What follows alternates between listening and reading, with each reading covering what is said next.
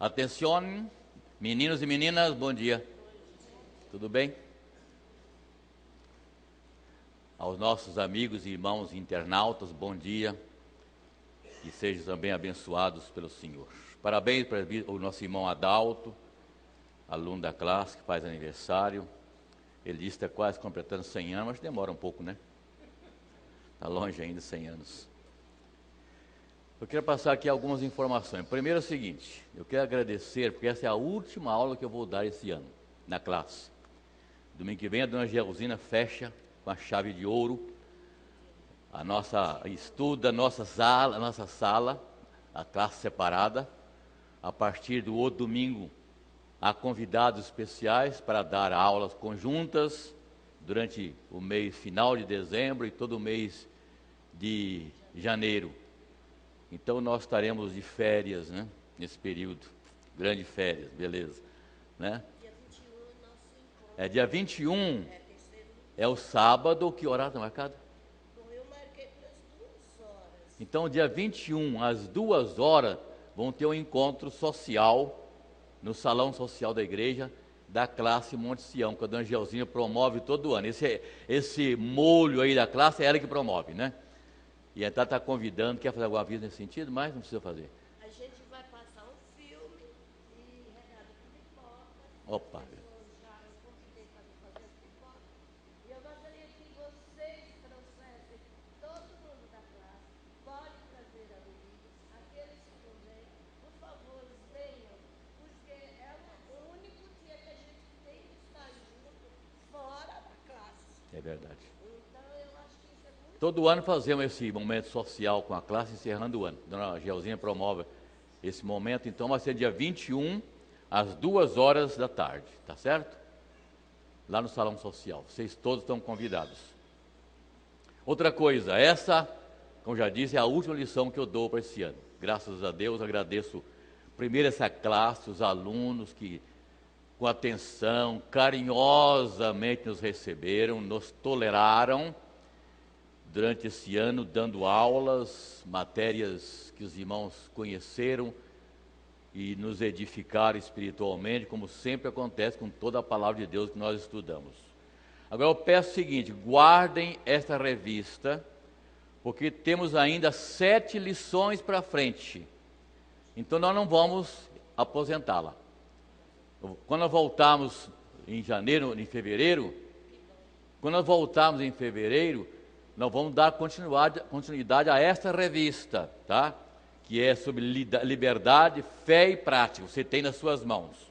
Nós vamos continuar, quando voltarmos em fevereiro, com a lição, hoje é a lição de número 6, domingo que vem a dona Geusina vai dar a lição número 7, nós voltaremos em fevereiro com a lição número 8. Então, para encerrar esse assunto, está sendo muito maravilhoso, muito apertado para a gente, muito difícil, mas estão aprendendo coisas muito importantes a respeito da lei e a respeito da graça. Então, essas são as coisas que eu tinha que informar os irmãos sobre isso. Recapitulando, agradecer a vocês todos, agradecer a dona Geusina, que foi nossa parceira nessa tarefa aí, que não foi muito fácil. A última aula será dada domingo que vem para a classe, depois entra em aula conjuntas.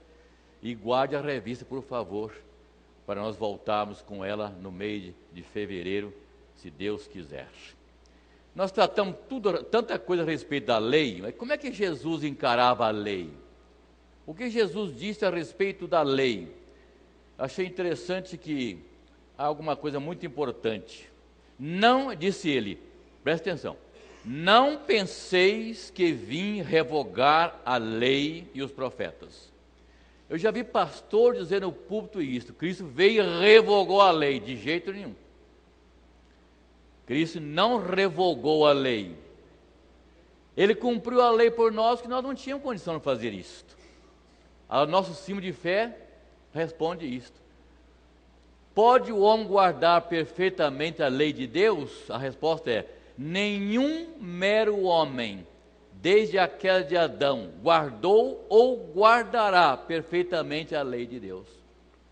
A lei tem validade? Sim, não para salvação. Nós não conhecemos a lei, nem a estudamos, nem a obedecemos para a salvação, mas para a nossa lei moral. Nos conduz. Se não fosse a lei, eu não conhecia o pecado. A lei, então, é a nossa orientação, a nossa bússola para nos conduzir moralmente como cristão. Então diz Jesus: não penseis que vim revogar a lei ou os profetas, mas não vim para revogar, vim para cumprir. Porque em verdade vos digo, até que o céu e a terra passem, nenhum i ou um j jamais passará da lei, até que tudo se cumpra. Aquele, pois, que violar um desses meus mandamentos, posto que dos menores, e assim ensinar aos homens, será considerado mínimo no reino dos céus. Aquele, porém, que os observar e ensinar, nós estamos ensinando a Dona Josina, esse será considerado grande no reino dos céus. Porque vos digo que, se a vossa justiça não exceder em muito o dos escribas e fariseus, jamais entrareis no reino dos céus. Paulo disse: pela lei ninguém será justificado diante de Deus. Sejam todos muito bem-vindos. Ontem à noite eu estive com o Quarteto Ebenezer lá numa igreja bem longe daqui, a Igreja Presbiteriana de Jardim Medina, lá depois de Poá. Uma viagem, quase 2 horas de viagem aqui lá, desde para cá. Foi muito bem, o quarteto estava representado lá ontem completo, com o Sr. João, chamado de João da Gaita, né? Ele veio lá de São José dos Campos, lá de Campos de Jordão, só para essa apresentação, ele está morando lá agora. E foi muito bonito, né? E nós estivemos pregando lá a convite do conselho, quando a igreja faz o seu 5º aniversário. E nesses 5 anos de aniversário da igreja, é a 2ª vez que eu prego lá no aniversário da igreja. Eu preguei 2 anos atrás, e o quarteto não esteve presente, teve apenas um trio. E ontem, novamente, vendo Weber, não de Castro, né? Vendo Weber. Foi muito bom, uma alegria que lá estivemos. Bem, meus irmãos, nós estamos estudando hoje a 6ª lição da sua revista. O tema do trimestre é liberdade, fé e prática. Estudamos sobre leis e graça. Por isso que eu li o que Jesus falou sobre a lei. Nós temos a obrigação de guardá-la não para a nossa salvação, para a nossa conduta moral. E o tema de hoje, o assunto de hoje da lição, é o exercício prático da liberdade. Note que o tema geral é liberdade, fé e prática.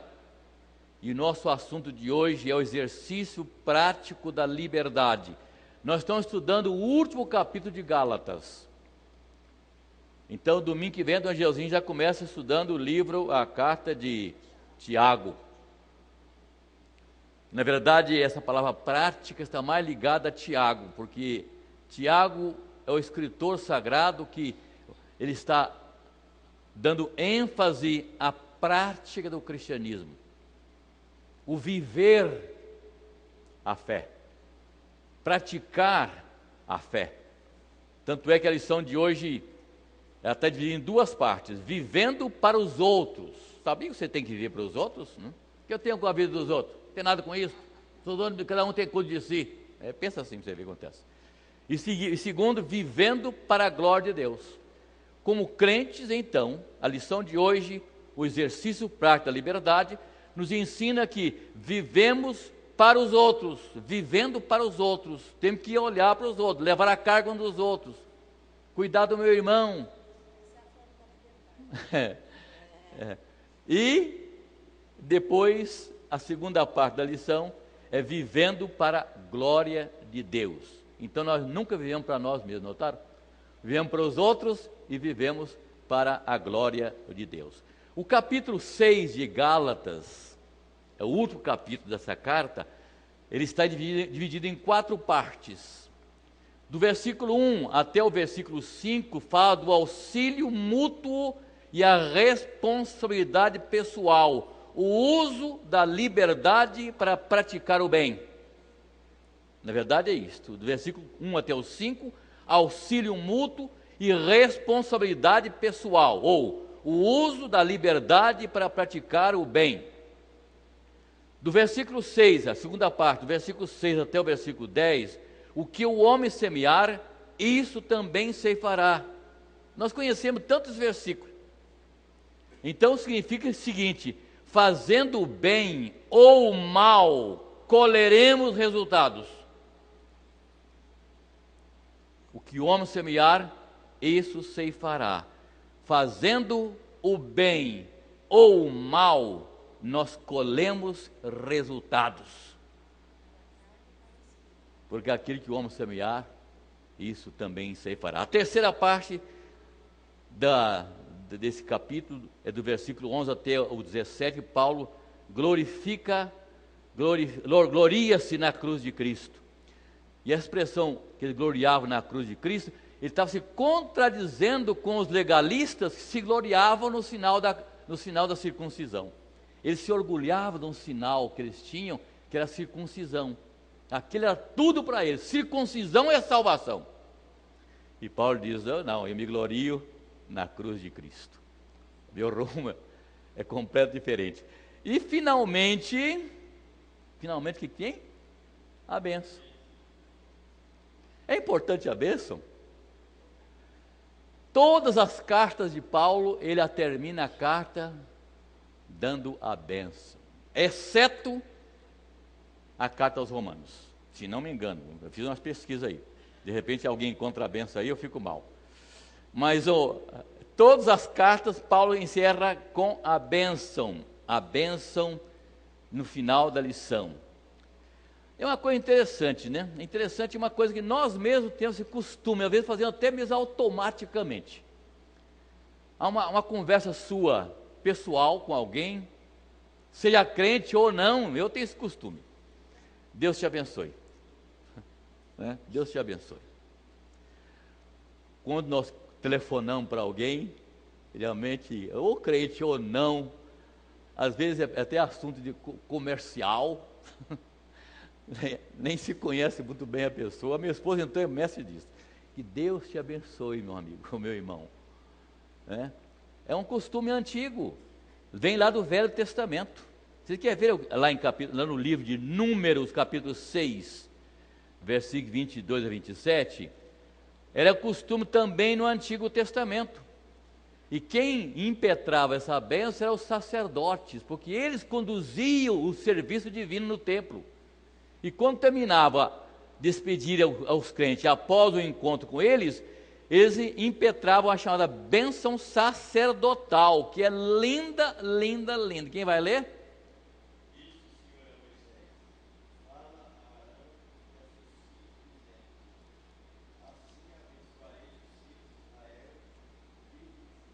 Agora vem a bênção.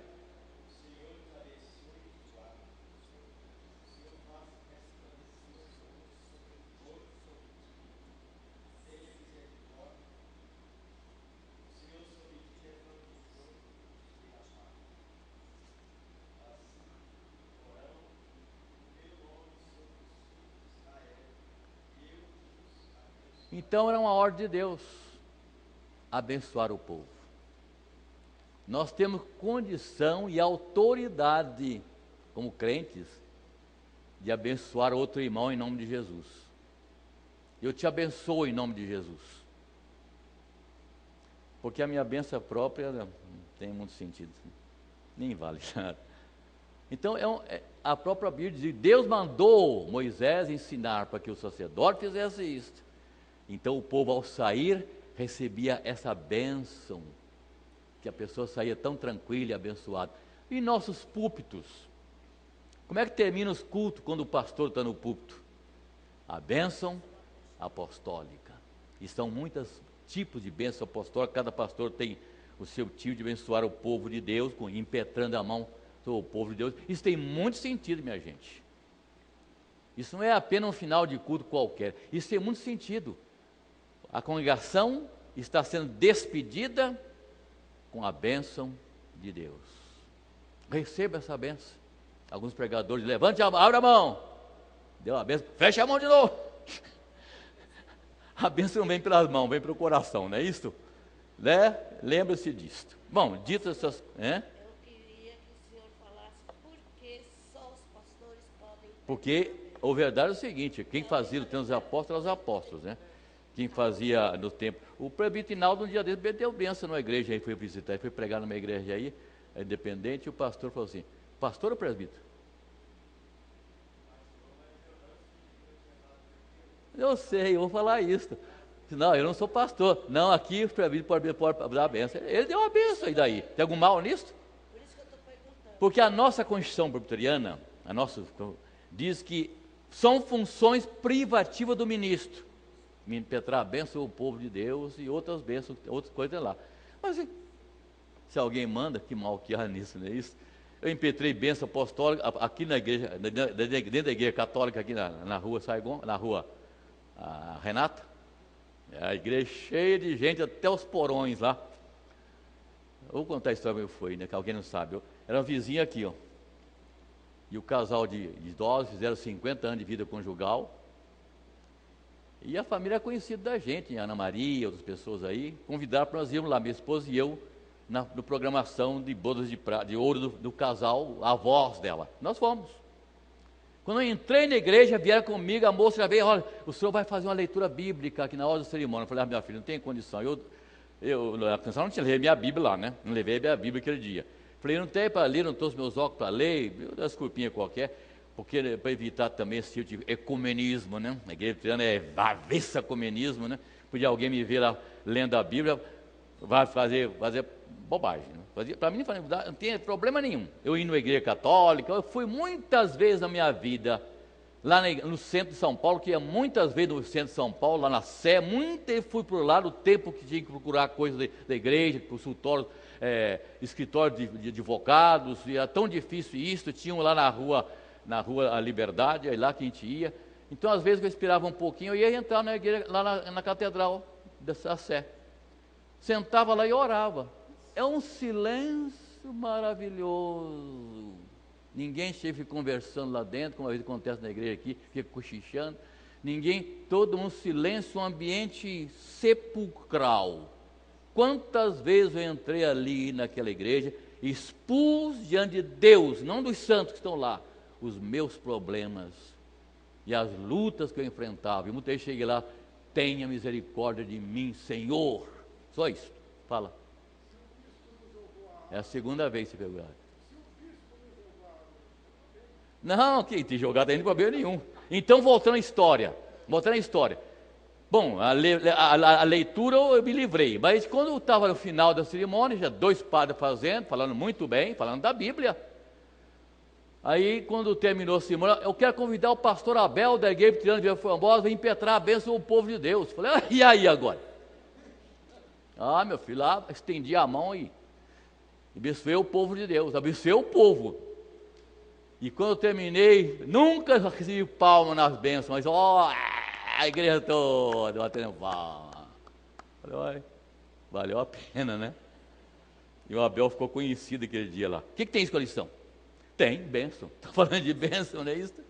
Os capítulos, e ela diz por que o pastor dá. Eu estou falando o caso do Edinaldo, ele não tem nada, ele fez isso porque autorizaram ele a fazer, não fez nada demais, ele não quebrou lei nenhuma lá na igreja. Agora, na igreja presbiteriana, o que a nossa Constituição diz é o seguinte: são funções privativas do ministro. Muito bem.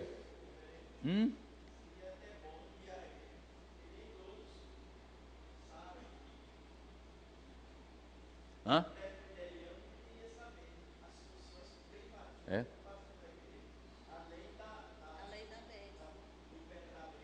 É. Tem outras funções, né? Administrar a ceia, impetrar a bênção, realizar o casamento religioso com efeito civil. Fala.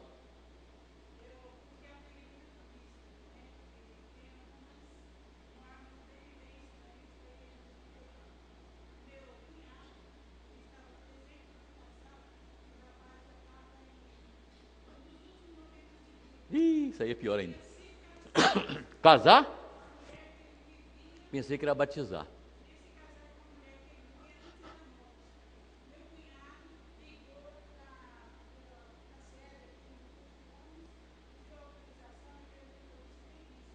Tem.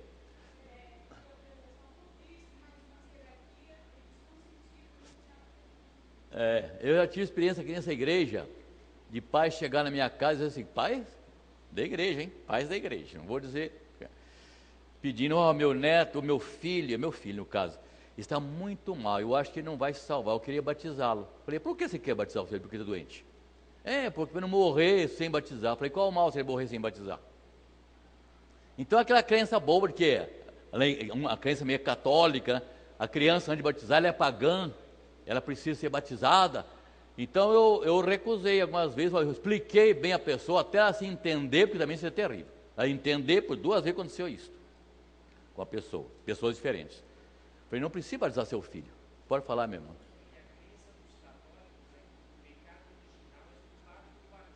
Sim, isso mesmo. É verdade, esse é o sentido mesmo, obrigado. Então, meus irmãos, o capítulo 5 e 6 de Gálatas falam da responsabilidade do sistema da graça em oposição ao sistema da lei. O capítulo 6, deixa aberto aí se quiser, o capítulo 6 de Gálatas, ele começa falando da obrigação de se restaurar um irmão caído. Isso é uma das coisas mais importantes dentro da igreja. Paulo não deixou passar isto.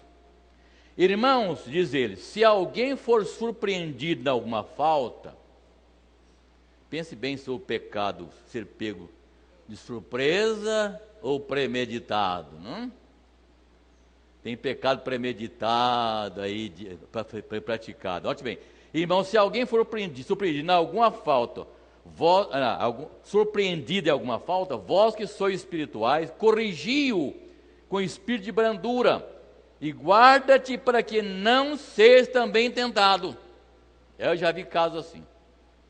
A pessoa foi aconselhar o outro, no fim se envolveu com o problema do outro também. Então você vai aconselhar alguém, vai corrigir alguém, cuidado para não cair no mesmo problema que ele caiu também, não é isto? Note bem, aqui está uma coisa muito interessante nesse texto. Começa falando da obrigação de se restaurar os caídos. Você sabe que a obrigação de curar aqueles que caem na igreja, irmãos, cabem a todos nós essa tarefa. Não é tarefa só do pastor, não. Por que não é? Como é que Paulo diz aí no versículo 1? Como é que começa? Porque vós, irmãos. Então note bem, vós, irmãos. Irmãos aqui refere-se aos crentes em geral. E eu diria que esse é um dos grandes testes para nós cristãos, cuidar do irmão que caiu, do irmão que foi surpreendido em alguma falta. Esse é o grande teste para nós os crentes, porque é exatamente aqui, é o cristianismo colocado em prática. Tiago diz sobre isso, então vamos estudar isso lá no final do livro de Tiago. A religião verdadeira é cuidar dos órfãos e das viúvas, cuidar das pessoas. Aqui Paulo diz que nós temos que cuidar, porque vós, irmãos, fosse chamados irmãos, se alguém for surpreendido de alguma falta, eu quero deixar bem expressar, surpreendido ou pecado voluntário, ou pecado premeditado. É diferente uma coisa de outra. Minha mãe dizia assim, pecado avisado não tem perdão. Ela falava com a gente, pecado avisado não tem perdão. Se você foi avisado de um pecado e caiu nele, não tem perdão. Eu não sei onde arranjou isso, mas ela falava para a gente. Fala então.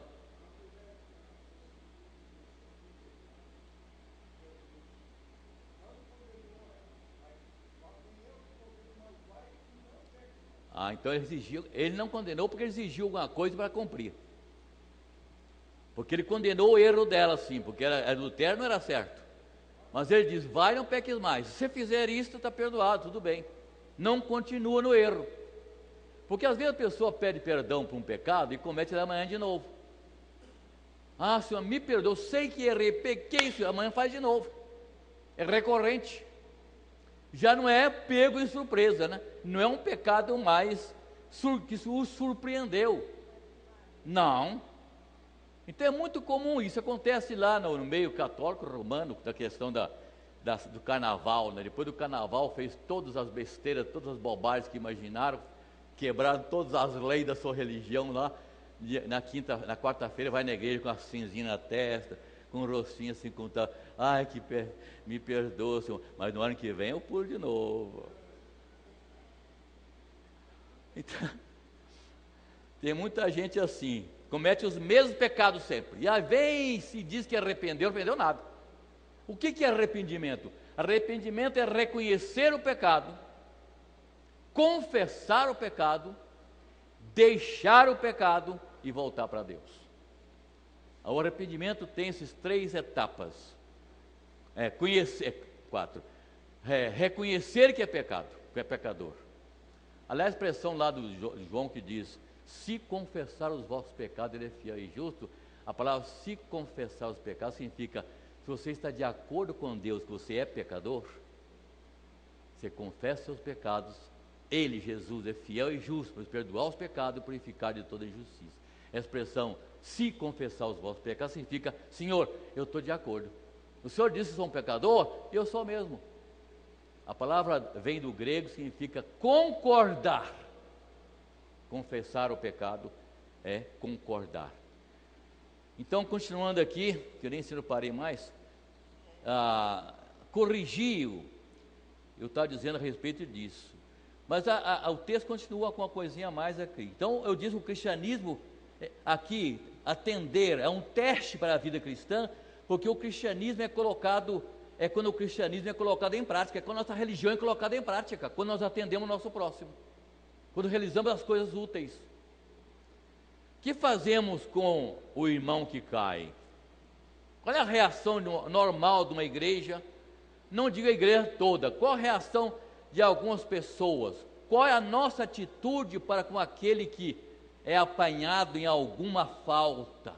Todos estamos sujeitos a ser apanhados de surpresa em alguma falta. Qual é a nossa obrigação para com aquele que tiver falhado na sua vida cristã? Qual é a responsabilidade da igreja com aquele que cai? Vamos ler mais alguns versículos. Vamos ler tudo. Até o versículo 5. Irmãos, se alguém for surpreendido em alguma falta, vós que sois espirituais, quem é espiritual aqui? Não é todos os irmãos, não. Ele diz, vós irmãos que sois espirituais, se há alguns que não são. Note bem. Você está resfriada? Está resfriada? Coitadinha, me acendeu a aula. Corrigi-o com espírito de brandura. Guarda-te para que não seja também tentado. Levai as cargas um dos outros e assim cumprir a lei de Cristo. Levar a carga do irmão também é uma coisa muito séria. A pessoa que você vai querer ajudá-la, ela joga toda a carga nas suas costas e achando que ela está livre daquilo. Você tem que levar sozinho a carga dele. Não é isso não. Tá certo? Porque se alguém julga ser alguma coisa, não sendo nada, a si mesmo se engana. Mas prove cada um o seu labor, e então terá motivo de gloriar-se unicamente em si e não no outro, porque cada um levará o seu próprio fardo. Aqui é uma coisa interessante, eu tenho que levar o fardo, ajudar o irmão a levar o fardo dele e levar o meu. E levar o meu é a minha responsabilidade. Agora o irmão, eu devo ajudá-lo a carregar o seu fardo. Qual é então esse compromisso? Vós que sois espirituais. Quem são os crentes espirituais, na sua opinião? Ele faz diferença aqui. Irmãos, vós que sois espirituais, não todos os irmãos. O que significaria, por exemplo, o que você entenderia? Você é um crente espiritual? Paulo faz diferença entre três tipos de homens na carta. Ele diz, O homem natural. O que é um homem natural? É um homem sem conversão, que não passou por transformação do Evangelho. Natural, como nasceu. Do jeito que nasceu, não passou nunca por transformação do Evangelho. Esse é o homem natural. O outro é o homem carnal, que Paulo chama de irmão. Se chama de irmão porque já é da igreja, é crente. Irmão carnal. Tem crente carnal na igreja? Se tem, Jesus chegou a contar a parábola do joio e do trigo para mostrar que entre a igreja havia o joio, crentes carnais. Às vezes não comete aqueles pecados tão feios, não? Será que pecado tem grau de pecado? Nós fazemos esse grau, embora a Bíblia não existe isso. Não existe pecado médio, pecadinho, pecado médio e pecado grave. É pecado. Pecado é qualquer falta de conformidade com a lei de Deus ou transgressão da lei. É a definição do nosso símbolo de fé. O que é pecado? Pecado é qualquer falta de conformidade. Não quebrou a lei, hein? Não quebrou nenhuma lei, mas está fazendo alguma coisa que não está de conformidade com a lei. E o que quebra a lei do Senhor. Então nós vemos o que é, aqui é a definição mais interessante do que significa pecado. Porque muita gente hoje não fala mais em pecado, fala em transgressão, em ofensa, começar a dar outro nome ao pecado porque estava muito feio. Vós que sois espirituais, eu pergunto, quem são os espirituais? Nós entendemos que os espirituais são os crentes maduros, são crentes espirituais. E eu acho, mas uma outra coisa importante, não é muito comum esse tipo de crente na igreja.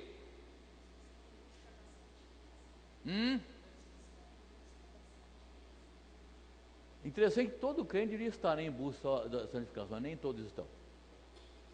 Depois da nossa conversão, que é um ato que se dá uma vez só, embora há pessoas que às vezes dizem que se converteu hoje, ano que vem outra série de conferências, eu me converti agora, daqui a 3 anos vem outra série de conferências, eu me converti, quer dizer, não sei quando é que converteu.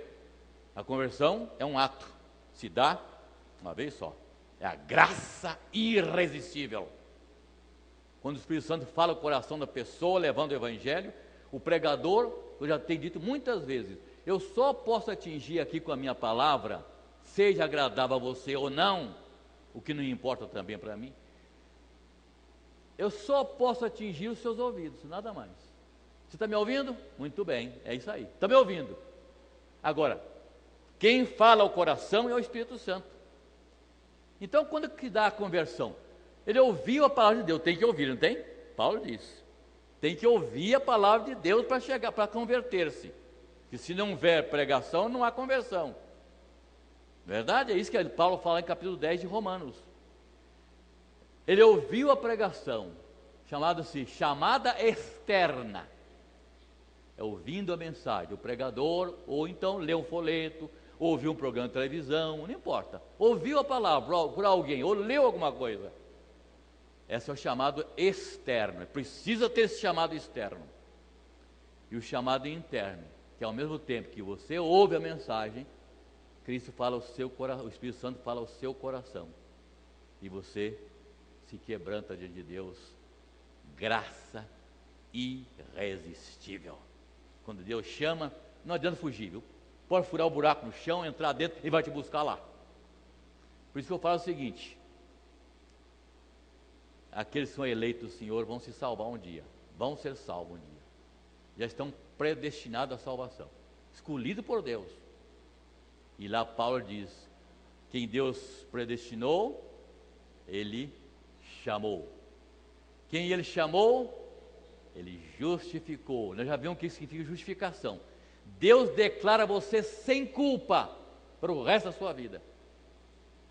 Nenhum pecado você cometa mais depois de salvo vale de condenar, tirar a salvação. Eu vi essa semana, não sei se alguém viu, 2 pastores foram chamados na televisão, nem sei, minha esposa estava assistindo, nem sei o canal que é. E um intermediário e 2 pastores. Um da igreja presbiteriana lá do Jardim da Lacerda Franco, é o pastor lá, o reverendo, esqueci o nome dele, pastor presbiteriano. E um outro da igreja lá do ramo pentecostal. E o tema é o seguinte: quando você se converteu, você está livre de toda condenação, ou Deus vai limpando você pouco a pouco? A salvação você pode perdê-la a qualquer hora, se você não trabalhar nesse sentido. E o pastor Butriano defendia a tese que salvação é um ato, acontece, você está salvo, você vai continuar pecando, não voluntariamente mais, você vai continuar pecando, nós pecamos porque somos pecadores, não é verdade? Mas Deus não nos condena mais. Eu posso, por causa dos meus pecados, perder a alegria da salvação, eu posso perder a alegria de vir à igreja, eu posso perder o prazer de orar, eu posso perder muitos prazeres que a vida cristã me dá, mas a salvação nunca vai perder mais. Nunca mais. Olha, eu acho um crente que é crente e não entender a salvação desse modo vai sofrer muito, como eu sofri quando era adolescente. Já falei muitas vezes isso aqui. Tinha dia que eu estava bom para ir para o céu. Se Cristo viesse aquele dia, eu estava com ele lá. Outro dia, hoje não, a coisa está brava aqui embaixo. Não estou bem hoje não venha hoje. Quer dizer, eu faço a minha salvação. Hoje eu estou bom para ir para o céu. Amanhã não estou. Mas não é assim. Deus nos salvou e nos preserva a salvação. O que o Pai me dá, virá a mim. E quem vier a mim, nunca lançarei fora. Eu vi que os pastores discutiam, fui até deitar, porque estava passando meia-noite, a coisa não ia chegar a conclusão nenhuma, pelo visto. Porque o interlocutor estava apoiando da Assembleia de Deus, no pentecostal lá, e o pastor Butriano estava seguro naquele que estava dizendo a verdade, né? E a coisa foi feia. Depois de salvo, você pode perder sua salvação? Depois de salvo, você é salvo, mas não completamente? Então o pastor Butriano explicou muito bem isto. Nós estamos confundindo, o senhor está confundindo salvação com santificação. Quando somos salvos, a salvação é um ato que se dá de uma vez. Santificação é um processo que dura a sua vida toda. Você hoje deve ser um crente melhor que ontem. Amanhã você deve ser um crente melhor que hoje. E assim por diante. Desenvolvei a vossa salvação com temor e com tremor. Ai, meu Deus. Alguém pediu a palavra? Não, né? Haroldo, fala.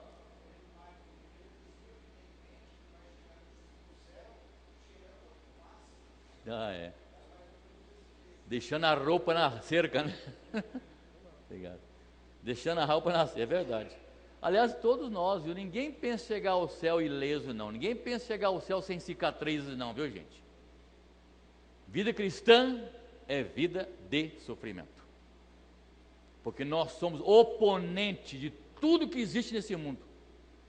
Nós nos opomos a toda a maneira em que o mundo vive, e por isso nós somos perseguidos. Eu preguei ontem na igreja sobre esse assunto.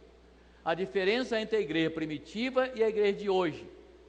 A igreja primitiva, ela observava a doutrina dos apóstolos. A palavra de Deus era importante para a igreja primitiva. Eles faziam tudo para preservar a palavra de Deus. A igreja hoje, não. Há muitas igrejas que estão querendo crescer numericamente, passando por cima de doutrina, passando por cima de ética cristã, e quer juntar gente, não importa, como vem de qualquer maneira. Não. Calvino dizia: não sacrifique a doutrina na mesa da comunhão. Nada deve fazer com que o crente sacrifique a doutrina para receber novos membros na igreja, de jeito nenhum. Só a igreja, a Bíblia lá no livro de Atos dos Apóstolos, que nenhuma pessoa que não fosse da igreja se ajuntava à pessoa da igreja. Acho que a princípio parece uma coisa meio estranha, né? Nenhuma pessoa se ousava a juntar-se aos crentes. Sabe por quê? Porque o ambiente que eles viviam, se você não era crente, você não conseguia ficar lá. Os membros da igreja eram pessoas convertidas, salvas realmente. Ninguém brincava de ser crente. Ninguém fazia de conta que era crente. Que existe na igreja muita gente assim, que estão na igreja há muito até com um espírito assim eu não sei a expressão que eu vou usar aqui. Eu tenho que fazer, eu tenho que ir à igreja, porque senão eu não vou ser abençoado. Eu tenho que ler a Bíblia, senão eu não posso ser abençoado. Nada disso. Você não faz isso por esse motivo. Você faz por gratidão a Deus. Se não for assim, seu esforço não vale nada. Acho que eu vou dar a lição, viu? Vou começar a dar a lição agora. Não, está tudo dentro da lição aqui. De uma maneira tá. Então, o que é crente maduro? Crentes espirituais? Crentes maduros, experientes. E eu disse, terminei aqui, parei aqui. Não é muito comum esse tipo de crente na igreja. Crentes que andam no Espírito, a irmã disse aí, que são exemplos de santidade, que têm autoridade para corrigir com brandura, porque se você quer corrigir um irmão, você tem que corrigir com autoridade. Se você for falar com alguém sobre algum erro que ele cometeu, e você não anda direito, ele vai dizer que a expressão que Jesus disse: médico, cura-te a ti mesmo. Se você quer ser médico e quer me curar, você também está doente, né? É isso que a expressão de Jesus Cristo disse: médico, cura-te a ti mesmo. A palavra corrigio é o mesmo que significa restaurai-o. Corrigir é chegar lá: oi irmão, você está errado. Não. Corrigio significa restaurai-o. Quando um crente cai em pecado, torna-se necessário um reparo na vida dele. E os reparadores, os restauradores daqueles que caíram, serão os crentes espirituais. E esta restauração que é feita no irmão que caiu, que foi surpreendido e caiu, esta restauração deverá ser feita perante Deus, perante a comunidade e perante Ele mesmo e Deus. Senão não tem sentido.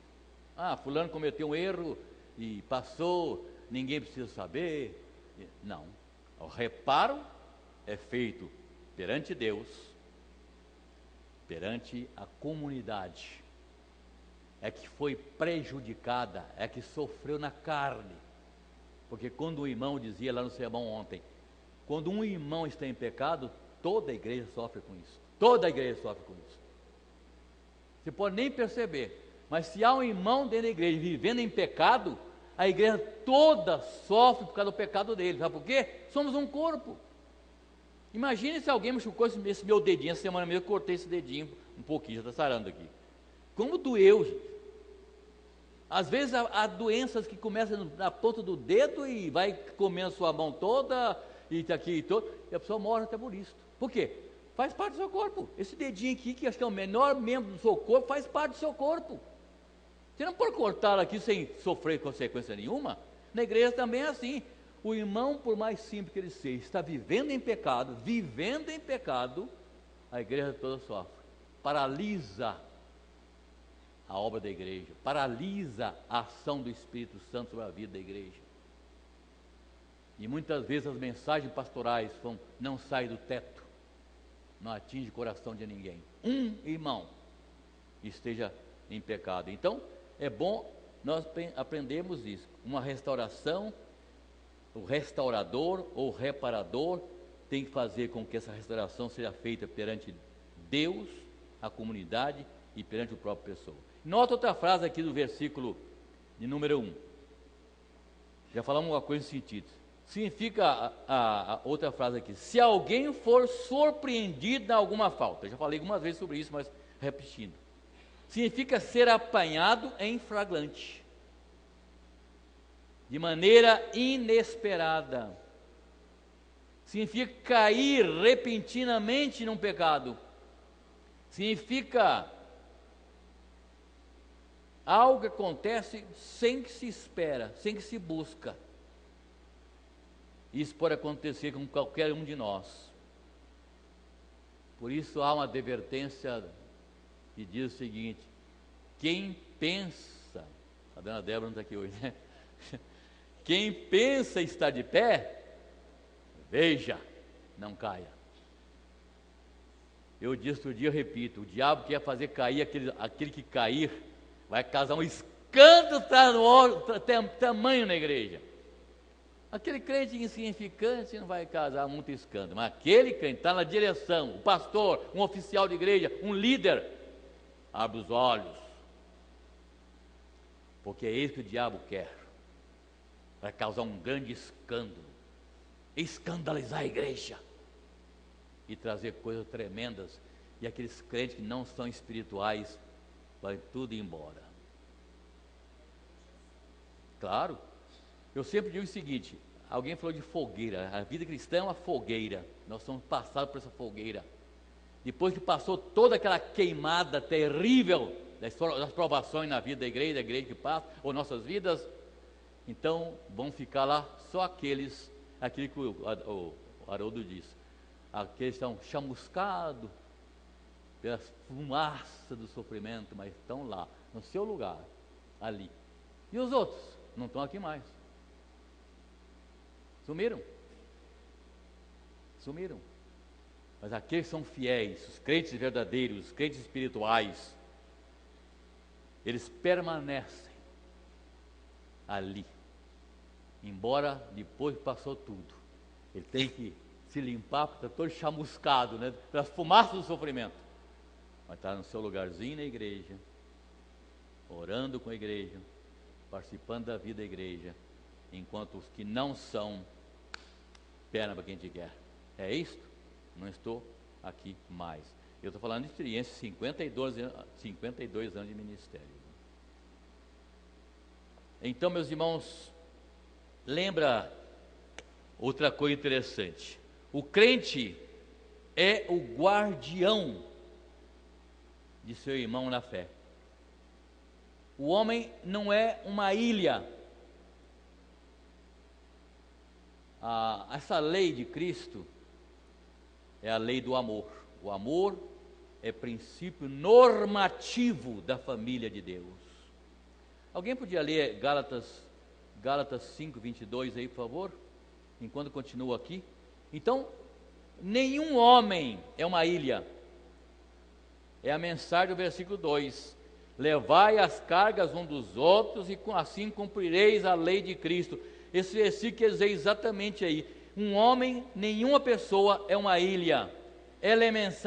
A mensagem desse versículo diz exatamente isto. O que uma pessoa faz envolve-a com as outras pessoas. Não importa o negócio, eu sei, dou conta do meu nariz, cada um dá conta de si, eu dou conta do meu nariz, né?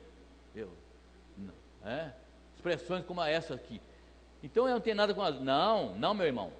Lembra o seguinte, o que a pessoa faz envolve-a com outras pessoas, porque o crente é o guardião de seus irmãos na fé, tem responsabilidade de suportar as suas cargas. Quem encontrou aí Gálatas 5:22 para ler? Isto.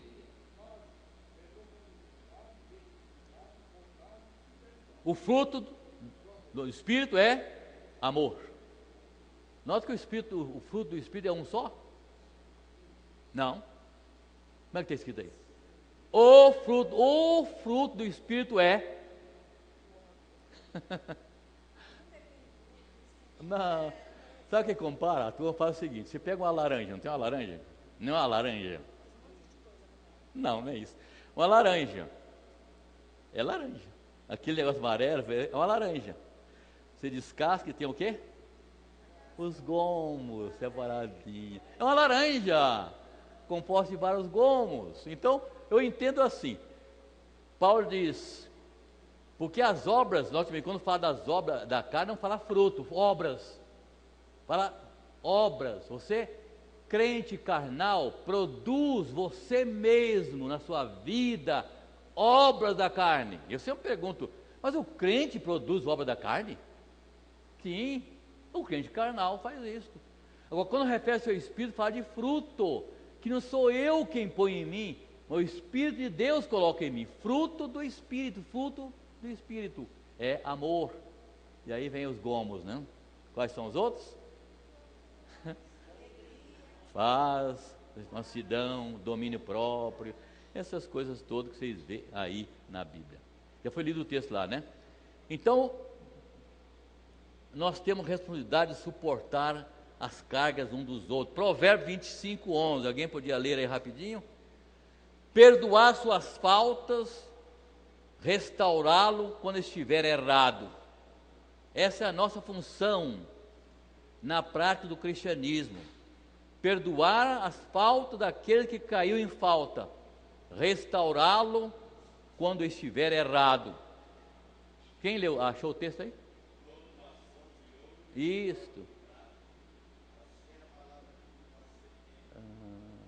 Como maçãs de ouro em salvas de prata. É a palavra dita ao seu tempo. Você já recebeu uma vez alguém que lhe disse uma coisa tão bom para você? Como alguém que disse coisa tão errada na hora errada?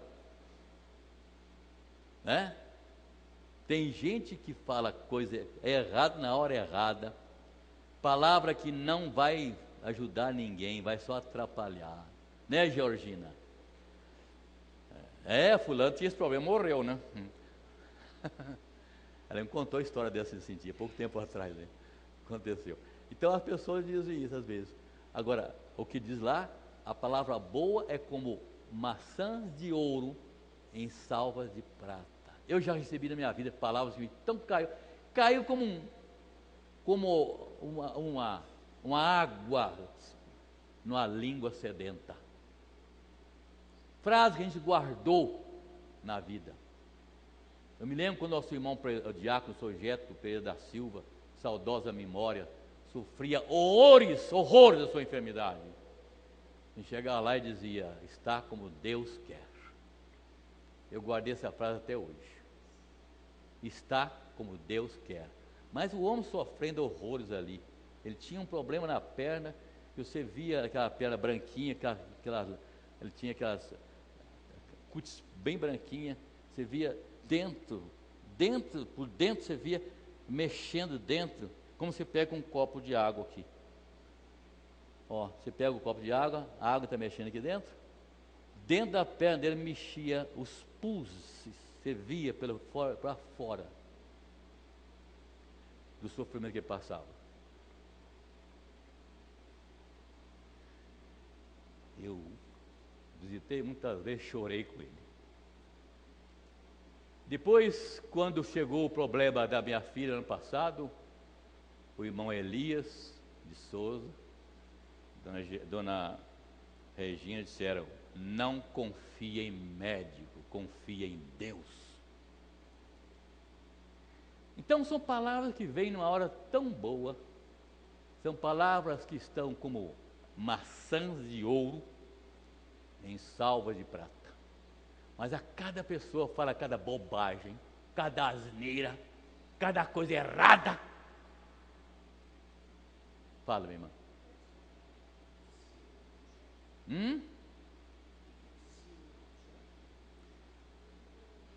Tudo como Deus quer. Como está, meu irmão? Está como Deus quer. É verdade ou não é isso aí? Agora o que Deus quer é bom para mim sempre? Eu recebo com alegria? Não. Ele disse, eu crio o bem e crio também o mal. Gente, isso é uma coisa terrível pensar nisso. A minha esposa um dia desse estava em casa, estava meio lá, assim meio ateia, né? Gente, Abel, é assim mesmo, Deus, as coisas acontecem, a doença vem de Deus, sim, vem de Deus.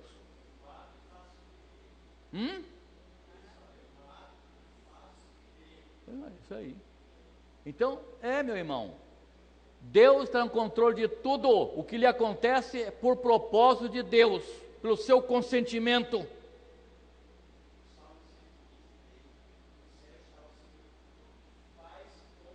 Como lhe agrada. Ele não pede opinião para mim. Eu ouvi uma mensagem do René Hernandes e disse, Deus nos passa por provações e Deus não nos consulta. E muitas vezes nós oramos a Deus durante meses e meses, não temos uma resposta de Deus. O silêncio de Deus também é bom. E muitas vezes você tem que aguentar esse silêncio de Deus. Fala, meu irmão.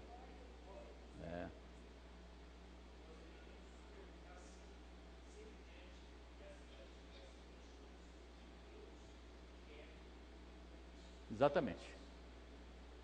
E a expressão seja feita, você já fez essa oração com o coração quebrando de tudo, dizendo, seja feita a tua vontade?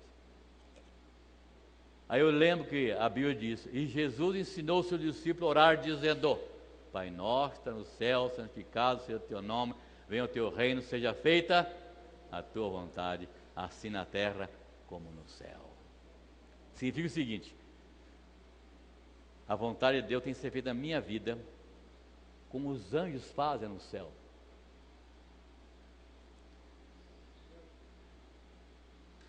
Você hoje está demais, a quarta vez já. Vou cortar a sua palavra.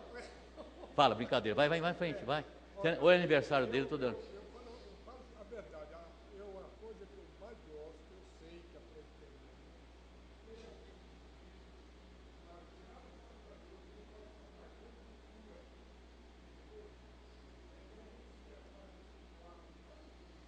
Mas você pode fazer.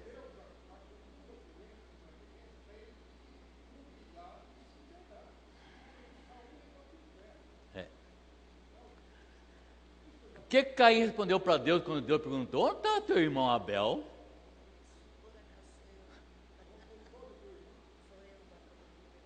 Quando Caim matou Abel, Deus e Caim tentou se esconder, coitado, Deus disse, onde está o teu irmão Abel? Qual foi a resposta dele? Sou eu, porventura, o guardador do meu irmão? Você, meu irmão, é guardador do seu irmão, você é guardião do seu irmão na fé. Você tem responsabilidade. Por isso eu tenho um compromisso de orar pela igreja e por muitas pessoas, todas as minhas orações. Eu tenho compromisso, não só com o pastor, como irmão em Cristo. E quando eu digo eu orei por você, eu orei mesmo. Eu volto a dizer uma coisa aqui, se você não está disposto a orar pela pessoa, não diga que vai orar por ela. Primeiro, você está mentindo. Segundo, passando para as pessoas falsa esperança. Eu estou orando por você. E fala isso, não ora coisa nenhuma. Você está mentindo, meu irmão. E está passando para o outro que está necessitado de que alguém ajude, falsa esperança. Então, eu não sou de prometer orar para muita gente. Eu oro pela igreja todos os dias. Deus sabe que é a igreja toda. E quando eu falo com alguém que vou orar por aquela pessoa, eu oro por ela mesma, citando o seu nome. E tem que ser assim, porque do contrário eu não vou me comprometer não. Deus, primeiro sinal já, né? Estou no quarta lição. O Espírito Santo produzirá em nós o fruto do amor, já vimos isso aí, que nos leva a cuidar do irmão que caiu. Segundo, levar as cargas um dos outros. A palavra cargas aqui, no grego, significa a palavra baros. Significa uma tarefa difícil de fazer. Uma responsabilidade não desejada. Palavra carga significa tribulações, provações, problemas que temos que enfrentar, crises. Então o sentido é esse, leva as cargas uns dos outros. Cargas significa sofrimento de alguma maneira ou de outra. Bom, versículo 6. Mas aquele que está sendo instruído na palavra, faça participante de todas as coisas boas daquele que instrui. A lição, o autor da lição coloca aqui referência ao pastor. Aqui não fala pastor. Pode ser qualquer um que sirva, que está te ensinando, que está te instruindo. Embora seja a função do pastor, é a função do presbítero, do diácono, é a função do professor da escola dominical, é a função de todo o crente espiritual. Ensinar os outros, contar as suas experiências, passar para os outros o que ele sabe. Porque se eu sei, eu tenho uma experiência com Deus, não passa aquilo para os outros, que vantagem tem isso? Como é bom, nós não temos na igreja presbiteriana muito costume de contar, né? A gente, quando acontece na escola de calma, contar milagre, contar coisa que Deus fez por nós. Mas é importante fazer isso. Porque às vezes eu conto a experiência que eu estou vivendo na minha vida, e Deus está me abençoando, a experiência que você está vivendo também. Ou você, quando passa por uma experiência, lembra, bom, fulano de tal te passou por isso e reagiu assim. Então é interessante perceber isto, né? Devemos cuidar bem, com generosidade, daqueles que nos ensinam a palavra de Deus, que se desgastam por nós. Há dois textos aqui, rapidinho. 1 Coríntios 9, 13 e 14 e Hebreus 13, 7 e 17. Por favor, lê esses dois textos. Aqui vai falar de pastores. O texto aqui não falou de pastor, falou que eles nos ensinam, pode até que está sendo aqui subentendido. 1 Coríntios 9, 13 e 14. Quem vai ler?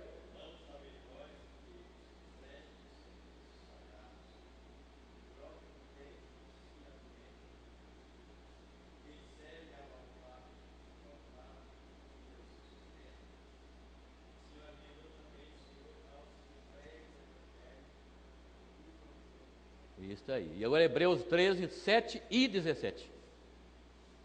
Lembrai-vos dos vossos guias, os quais vos pregaram a palavra de Deus, e considerando atentamente a vida que está viva. Sim. Imitai a fé Olha aí. que tiver. 17. 17. Obedecei aos vossos guias e sede submissos para com eles, pois velam por vossa alma Como? quem deve prestar contas. Eu sempre disse o seguinte, eu como pastor, eu devo velar pelas almas dos irmãos. Como? Se tivesse dar conta. Eu não dou conta de ninguém, não. Para que façam isso com alegria e não gemendo, Claro. porque isso não aproveita ao vosso. Fazer as coisas, mas eu não queria fazer, mas eu preciso fazer. Não, senhor, sem gemer, sem reclamar. E aí não fala pastor, fala guias, mas há uma tradução que diz pastor mesmo. E lá, Paulo diz aqui no texto, não fala pastor, fala também, ele usa a expressão diferente. Mas aquele que está sendo instruído na palavra, faça participando de todas as coisas boas, aquele que o instruiu. Então o texto termina essa expressão que eu sempre levei isso muito a sério, né? Sobre guia e com o pastor, que ele vela pelas suas almas, como se tivesse de dar conta dela, mas eu não tenho que dar conta da vida de ninguém, nesse sentido, mas vela como se tivesse que dar contas delas. Bem, do versículo 7 até o 10, não vai dar tempo de terminar a lição, eu estou já englobando tudo para quando terminar, eu dei uma ideia geral. Do versículo 7 até o 10, Paulo fala da lei da semeadura, o alerta aos seus leitores para que tenham cuidado com o que semeia, porque sempre colhe-se o que semeou. É a lei da causa e efeito. Tudo que o homem plantar vai colher. Quem semeia vento, diz lá Oséias, colhe tormento ou tempestade. Quem semeia amor, colhe amor. A vida volta para nós na mesma embalagem que nós mandamos para os outros. Diz que uma criança, ouvi uma lição interessante, uma criança estava falando no lugar que havia eco, né? Na roça dá muito isso, né? Quando tem lavoura, árvores, a gente fala, a voz da gente propaga, interessante, e assim, ó, fazendo ondas, né? Então, diz que a criança falou um palavrão qualquer, e houve o eco. Ela falou de novo, o palavrão, o eco, assim, papai, olha, esse cara está me xingando, olha, ele falou de novo, o eco, ele disse, fala que o ama. Eu te amo, respondeu, eu te amo. Mudou a coisa. A vida volta para nós na mesma embalagem que nós mandamos para os outros. Aquilo que o homem semear, isso também ceifará.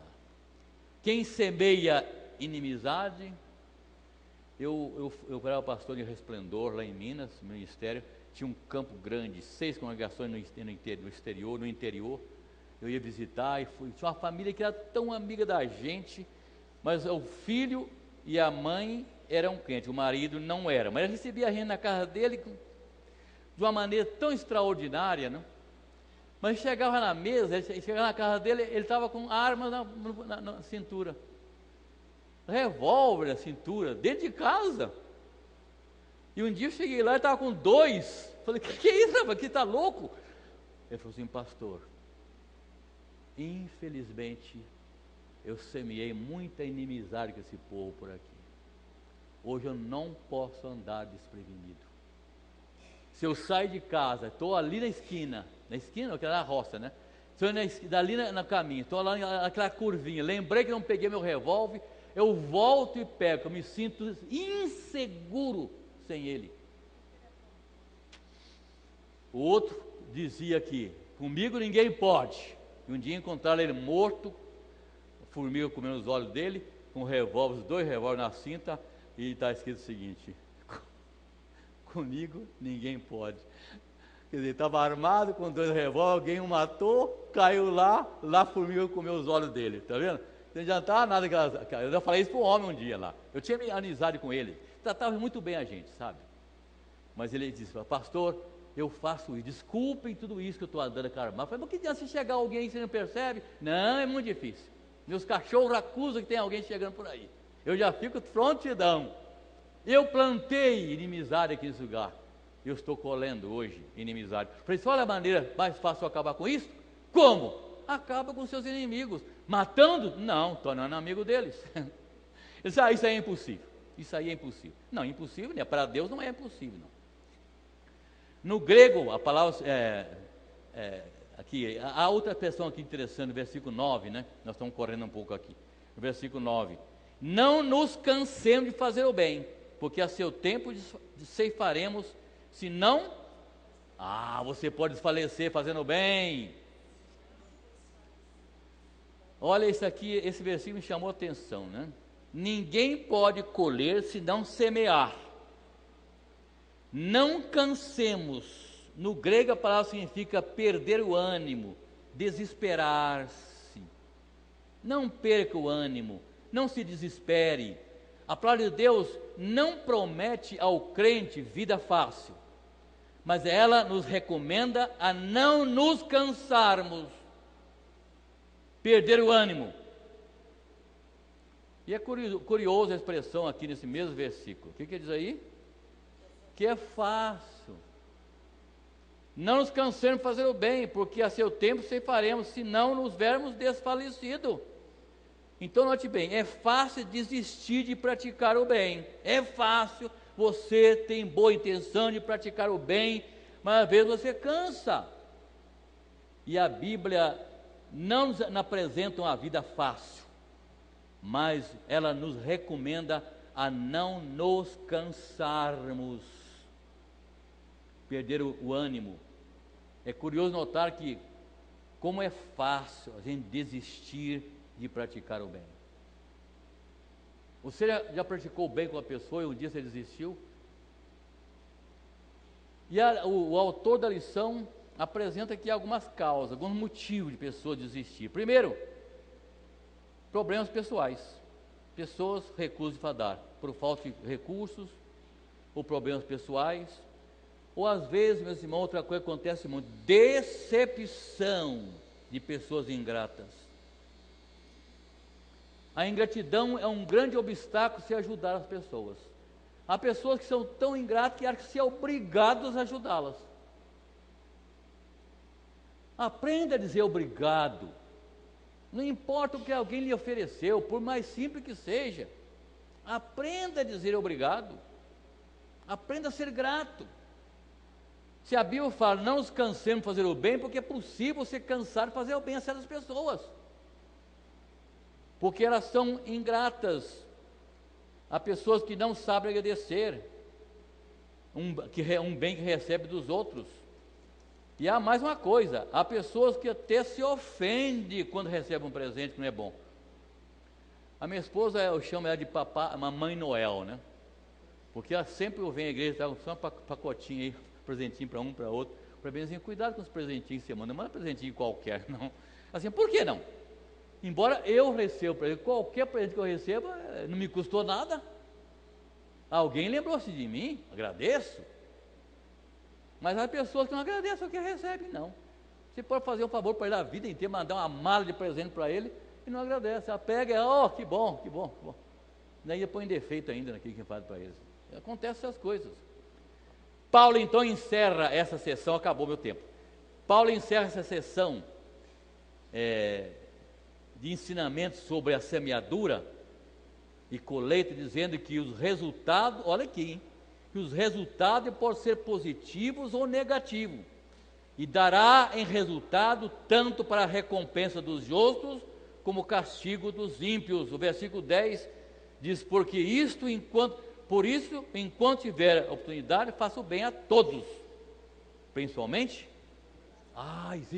existe aqui uma ordem crescente, uma ordem de importância. Primeiro, seu irmão. Às vezes nós somos muito... Vamos pensar esse família aqui, a família mesmo. A minha família, a minha esposa, os filhos, netos e os seus familiares. Há pessoas que são muito boazinhas com os outros, não com a família. A criancinha dizia, mamãe, vamos mudar para a igreja, morar na igreja. Assim, por quê, meu filho? Porque lá o meu pai trata todo mundo tão bem. Aqui em casa ele trata a gente tão mal. Tem pais assim. Tem gente assim. Trata todo mundo com um sorriso aberto deste tamanho, alegre. Mas em casa chega carrancudo. Eu não sei, não estou bom, não estou bem. Mas para os outros, sempre tem um sorriso. Olha que a ordem é o seguinte, primeiro, aos da sua família, aos domésticos da fé significa os irmãos em Cristo. E a ordem é exatamente esta. Há uma escala de prioridade. E aqui está o terceiro tópico, levar letras grandes. Vou parar por aqui. Por que Paulo diz? Ele disse, vede que com letras grandes vos escrevi de meu próprio punho. O que significa isso aqui? Letras grandes do meu próprio punho. Não sei. Eu pensei também nisso, né? Letras grandes, por que dessa expressão? Pode ser que ele queria chamar a atenção de seus leitores, né? E com o finalzinho, não é assim, eu tenho mania. Quando eu quero destacar algum assunto, e nos livros encontra muito isso, a gente destaca as letras, né? Quer chamar a atenção de alguma coisa. Faz isso, a Bíblia faz isso. Então é o seguinte, pode ser isto, né?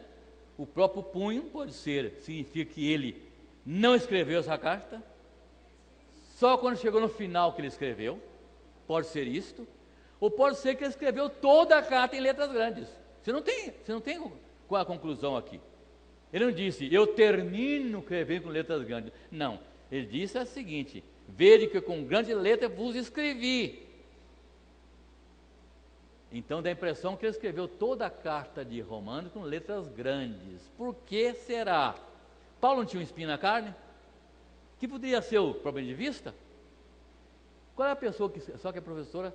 Quando a pessoa escreve com letra grande, qual é a doença que ela tem nos olhos? É miopia, né?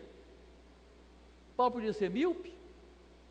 A pessoa que tem certas doenças no olho, que só escreve com letras grandes. Minhas letras são bem grandinhas também. Eu posso interpretar, eu escrevi com autoridade. Sim, pode ser isso também, né? Letras grandes pode ser que ele tivesse algum problema na vista. Quem sabe fosse o espinho na carne.